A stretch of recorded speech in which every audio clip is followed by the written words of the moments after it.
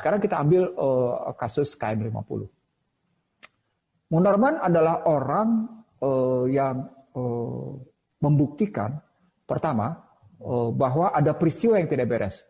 Ketika 6 orang itu belum diketahui nasibnya, Nur Munarman lah orang pertama yang menyatakan secara publis gitu di media sosial, sampai dengan saat ini kami belum tahu bagaimana nasib ke-6 orang itu.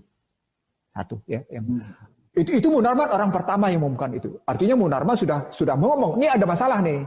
Dan kami diikuti, dan mereka kemudian terima telepon bahwa karena sebelum terjadi ada telepon yang diterima oleh Munarman dan ada telepon diterima oleh berbagai kalangan, bahkan termasuk istri salah satu korban posisi, dan itu media sosial. Itu yang pertama.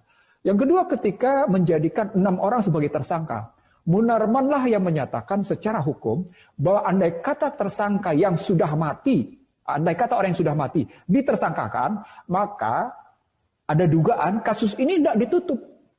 Munarman orang pertama yang menyatakan itu. Jadi berapa kali Munarman adalah seorang lawyer yang melihat ada proses-proses hukum yang tidak wajar dan membuat kajian dia tentang proses hukum yang tidak wajar itu membuat aparat hukum terpojok. Jadi kajian-kajian Munarman secara yuris gitu, secara hukum gitu, yuridis formal saja dia lihat gitu. Dia belum melihat yuridis sosiologis. Kajiannya baru sekedar yuridis formal, posisi berdasarkan ketentuan hukum, lalu kita lihat bagaimana proses itu dilakukan. Munarman sudah cenderung dalam posisi memojokkan aparat penegak hukum. Dan ini membahayakan.